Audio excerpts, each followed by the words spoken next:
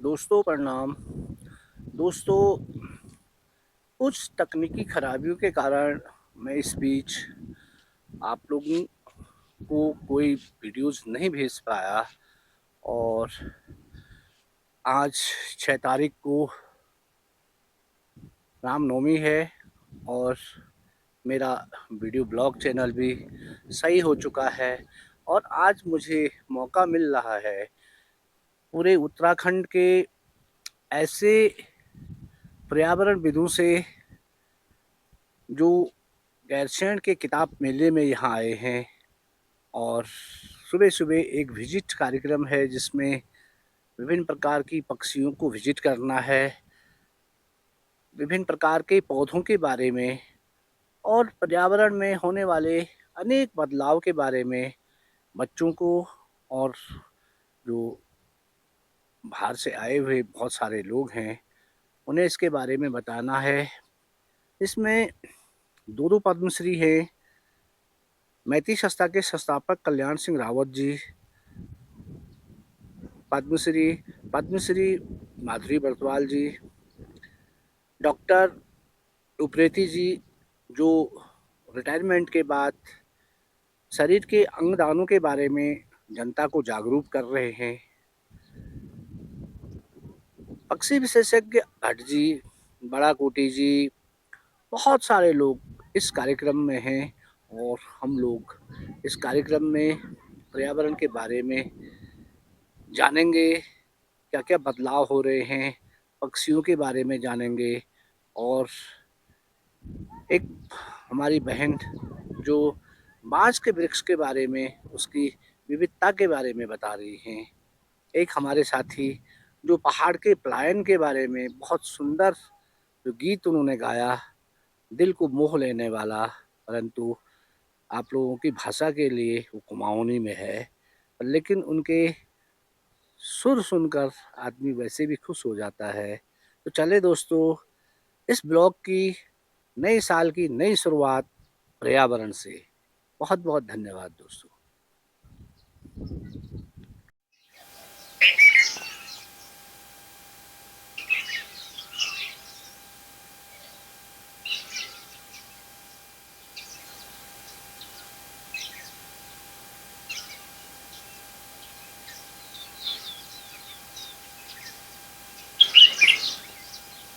बंदे लास्ट में होगा। कविता सुनाई नहीं इसने सर, पहले कविता हो से गया हो गया सर, सुनाई। आगे बढ़िए। चलिए नमस्कार। आगे का भी देखिए। परिंदों की दुनिया में आपका स्वागत है। और आज हम जो है पक्षियों को थोड़ा सा निहारेंगे, देखेंगे। वैसे हम हमेशा देखते हैं पक्षियों को, लेकिन थोड़ा सा एक किस तरीके से उनको बेहतर तरीके से देख सकते हैं, उनको हम देखेंगे। ठीक है, तो पक्षी हमारे जीवन के लिए बहुत महत्वपूर्ण होते हैं। और वो इसलिए महत्वपूर्ण होते हैं कि इनके बिना हमारा संसार, हम उसकी कल्पना नहीं कर सकते। पक्षियों को प्रकृति का मालिक कहते हैं, क्योंकि ये बीजों को एक जगह से ले जाते हैं और दूसरी जगह परासरण करके फैलाते हैं, और जहाँ पर नए पौधे जन्म लेते हैं। ठीक है, और साथ ही साथ पक्षियों को पेड़ पौधों का डॉक्टर भी कहते हैं, doctor of trees and plants. हो जाए तो हो जाए, है ना? है ना? नहीं, शुरू कर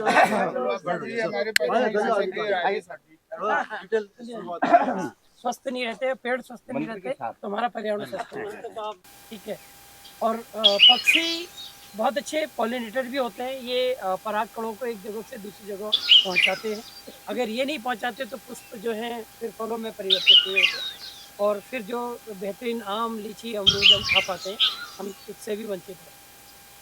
पक्षी बहुत सुंदर कौशल निर्माण में बड़े माहिर होते हैं, और इनके जो घोंसले हैं वो बहुत अद्भुत और बहुत सुंदर होते हैं। सही मायने में ये इतने बड़े कलाकार होते हैं कि इनका कोई सामी नहीं है।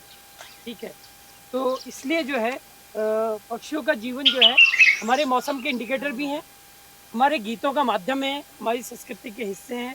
ठीक है, और हमारे पर्यावरण के एक अच्छे इंडिकेटर है। तो इसलिए पक्षियों को देखना जो है वो एक अच्छी सी आदत बनानी ही चाहिए हम सबको। ठीक है, पक्षियों को देखने से पहले इतना जोर समझ लें। खड़ा है बाण, तिवार गांव की जड़ा है बाण, धरती जिसके डाल की चिड़िया, सोचो कितना बड़ा धार पहाड़ की खड़ा है बांझ, तिबार गांव की जड़ा है बांझ, धरती जिसके डाल की चिड़िया, सोचो कितना बड़ा है बांझ। अनपढ़ कहें जिसे शहरी जन, उसी गांव ने पड़ा है बांझ। अनपढ़ कहें जिसे शहरी जन, उसी गांव ने पड़ा है बांझ। और सोच ऊंची रखता है निश्चित, डाल डाल जो चढ़ा है बांझ। सोच ऊंची रखता है निश्चित, डाल डाल जो चढ़ा है डाल डाल जो चढ़ा है बांझ। कभी बोल बन पाखी के बोले, कभी बोल बन पाखी के बोले, कभी बन हल खेत खड़ा है बांझ। और दे हवा चारा पत्ती ईंधन, दाता बहुत बड़ा है बांझ। धार पहाड़ की खड़ा है बांझ। बड़ा भी तुम्हारा, वाह वाह, पेड़ एक लगा दो तुम तो फल भी तुम्हारा, बड़ा भी तुम्हारा, फूल तुम्हारे, पत्ते तुम्हारे, फूल तुम्हारे, पत्ते तुम्हारे, पेड़ का क्या, काट भी दोगे तो लकड़ी तुम्हारी। मैं कुछ लाइनें भूल रहा हूँ, काट भी दोगे तो लकड़ी तुम्हारी। पेड़ मतलब सब कुछ हमें दे के जाता है, बचाने के साथ साथ हमें पेड़ भी लगाने होंगे। आज रावत जी हमारे साथ में हैं, कल्याण सिंह रावत जी, ये पेड़ लगाते रहते हैं। तो मेरा ये है कि ये पेड़ भी हमें हमारे द्वारा लगाए जाने चाहिए, फिर कभी तो पूरी बात में हो मली डाना ओ बाज बोटी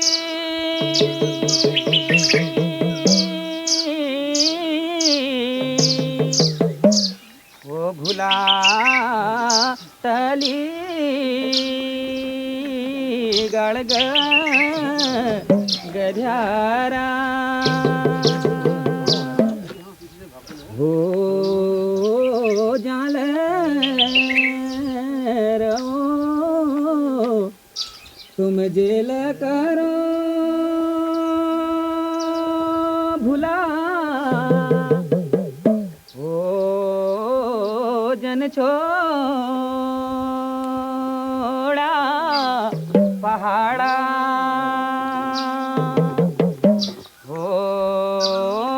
साची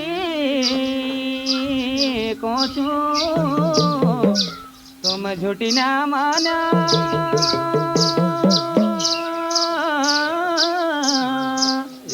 हे भागी जन छोड़ा पहाड़ा। पहाड़ा में विदा न्योली बहुत बढ़िया। मेरा गान पूरा सुनाएंगे, चलो गाने से ही शुरू करता हूँ। कभी गाई भी गाता ये रूमा झूमा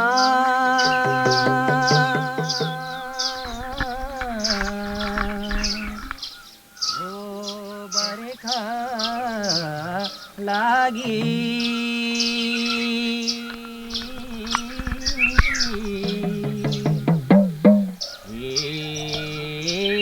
बजा अनिका अधूरा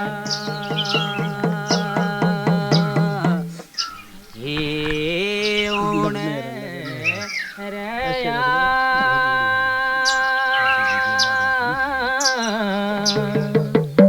हे बार्यो माथा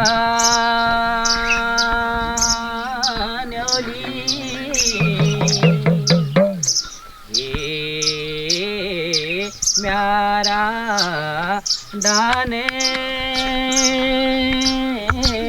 पूरा जरे जा मेरा दान पूरा दिलो मयालो रंगीला मेरा दान पूरा गागा का चला दान पूरा सालू की मोड़ी का पल खजल दान पूरा ये दानुली कागी टूटले आँख टूटली दानुली और कटया रोजा ये नैनुआ फैसला गला आदि लागला नैनुआ फोन करिए रोजा।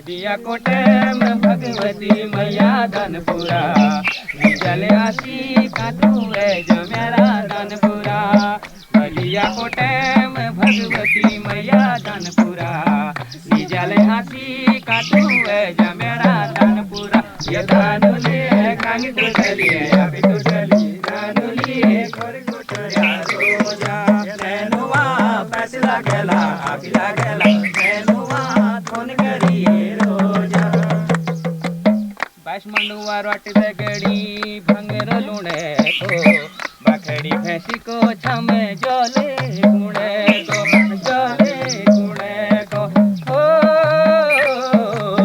बाश मंडुआ रोट दगड़ी भंगर लुणे को बखड़ी भैंसी की छमे जोले गुणे को बेड़ुआ लगड़ा नंगल का बादनपुरा बेड़ुआ लगड़ा पिनाल का बादनपुरा जग जल सवादा तू है मेरा धनपुरा वो धानुली कांग टूटली अभी टूटली धानुली कर कोटया रोज ओ नैनुआ फैसला गला अभी लागला नैनुआ फोन करिए रोजा ए जरे जा ए जा मेरा धनपुरा दिलो माया लो रंगीला मेरा धनपुरा भगा का गड़ा नरंगा चला धनपुरा साल फिर मोड़ा का पल खा चले धनपुरा ये धानुली कांग टूटली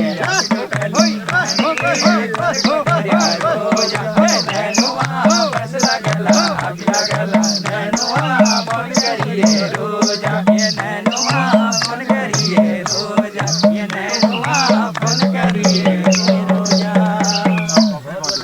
की पर्वत रेंज है, इसके बारे में भी सुनते आए हैं कि धन सिंह गढ़वाली का धन सिंह गढ़वाली जी के हम बिल्कुल गांव के नीचे यहाँ पे खड़े हैं। ये नदियाँ शायद वहीं से आ रही हैं, दूधा तोली में उनको याद करते हुए और हमारे प्रहलादा को याद करते हुए कुछ औषधियों की भी बात हुई। शुरुआत वहीं से हुई। कालाकोटी जी ने बताया कि रतौंधी नाम की बीमारी होती है, इसकी भी ये दवा है। और फिर यहाँ पर हमने देखा कि एक ये जो वेस्ट मैनेजमेंट के लिए बन रहा है हमारे आपके द्वारा, बहुत अच्छा काम यहाँ पे हो रहा है। कल मैंने देखा कि जगह जगह जंगलों में हमने पॉलीथीन फेंकी हुई है। एक उसमें से अभी हमारे भट्ट जी ने बात कही कि ये चिड़ियाएँ भी इसको चुग रही हैं और इनमें भी अब फर्टिलाइजेशन कम हो रहा है। उसका असर हम मानवों में भी हो रहा है। हम देख रहे हैं कि आज 15 से 20% कपल ऐसे हैं जो बच्चे पैदा नहीं कर पा रहे, फिर भी हम प्लास्टिक में ही खा रहे हैं, प्लास्टिक को ही निगल रहे हैं, जानवरों को भी वही खिला रहे हैं। जानवर हमारे प्लास्टिक को खाते हैं, उनके दूध में नैनो पार्टिकल्स आ रहे हैं। नदियों के माध्यम से ये बहते हुए दूर समुंदर तक जा रहा है। जो मछलियाँ हमको मिल रही हैं उसमें भी नैनो प्लास्टिक आ रहा है। उससे हमारे गुर्दे ख़राब हो रहे हैं, हमारे लीवर ख़राब हो रहे हैं।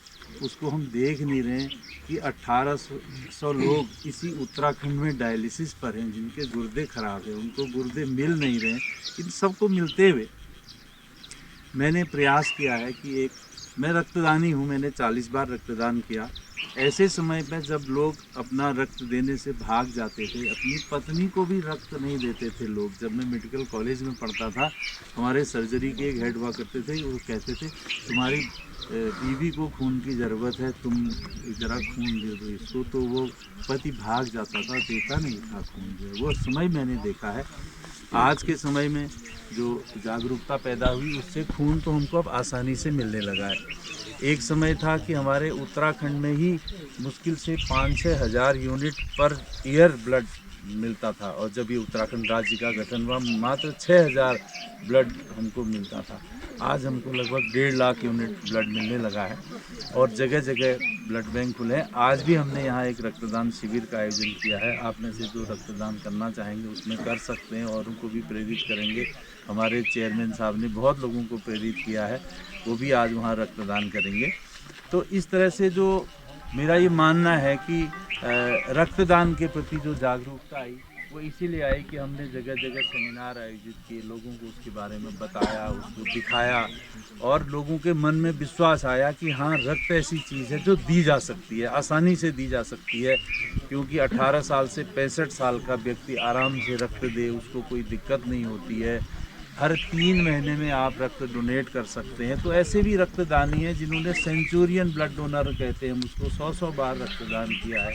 अपनी ज़िंदगी में हम 150 बार रक्तदान कर सकते हैं। तो ये चीज़ें सुनते गए लोग और उनको विश्वास होता गया। आज हमें ज़रूरत है गुर्दे देने की, अपने किडनी डोनेशन की। दोस्तों 6 तारीख के बाद ही मैं वीडियो रिलीज़ कर लेता, टाइम लगा और इस बीच बड़ी खुशी की बात है, मेरा जो बड़ा बेटा है वो जूनियर वारंट ऑफिसर बन गया और बड़े बेटे द्वारा जो ड्रीम 11 पे अर्न करके लगभग 2 मैचों में लगातार 2 दिन 3.5 लाख रुपए अर्न किए। देने वाला ऊपर वाला है, समाज सेवा करते रहें।